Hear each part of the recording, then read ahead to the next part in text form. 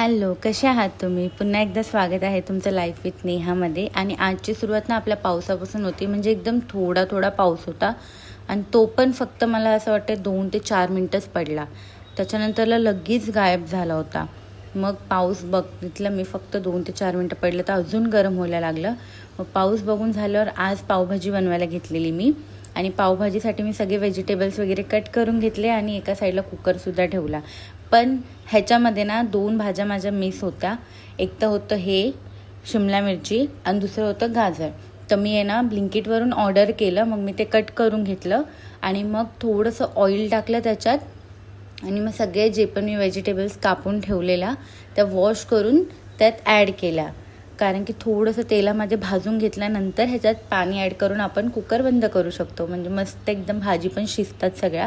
आणि सगळ्या भाज्या शिजून हलवून घेतल्या ना प्रॉपर तर चांगलं होते. आणि मला एक कळत नाही, मी ब्लिंकिटवरून गाजर मागवले आणि सगळ्या गाजरांचं जे फूडचं असतं ना ते सगळं कट झालं. म्हणजे अर्धे गाजर मला असं वाटतंय ना सगळे कट करूनच दिलेत त्यांनी. आणि असं का केलं आहे माहीत नाही मला. आणि त्याच्यामुळे जे फूड जे आहे ना थोडे खराब पण झाले होते. असं का करतात यार ब्लिंकिटवाले तुम्ही? मग काय आता हेच बघितलं मी आणि हेच कट करून मी टाकलंच व्हेजिटेबल्स भाजीमध्ये. आणि आमच्या इथे ना कबूतरने ना 2 छोटीशी अंडी दिली आणि त्याच्यासाठी माझ्या मम्मीने हे ओढणी लावलेली. आणि ते जे ब्लॅक कलरचं जे आहे पाण्याचं ते तर हमेशा तिथेच असतं. तर आज तर ती बसली अंड्यांवर. मी तुम्हाला कधी ती उठली तर मी नक्की दाखवेल. पण एकदम क्यूट. आणि तिला माहिती की आपण तिला काहीच नाही करणं म्हणून ती तिथे आरामात बसून राहते, उडत पण नाही. मग कांदा कट केला मस्तपैकी बारीक.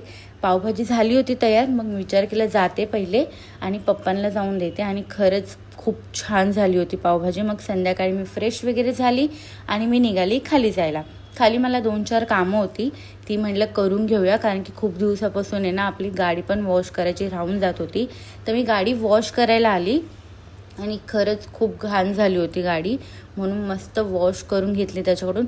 आणि जसं वॉश करून झालं ना तर ते हे जे माझ्या गाडीचं पुढचं जे आहे ना ते हीटमुळे म्हणजे उन्हामुळे ते निघालेलं.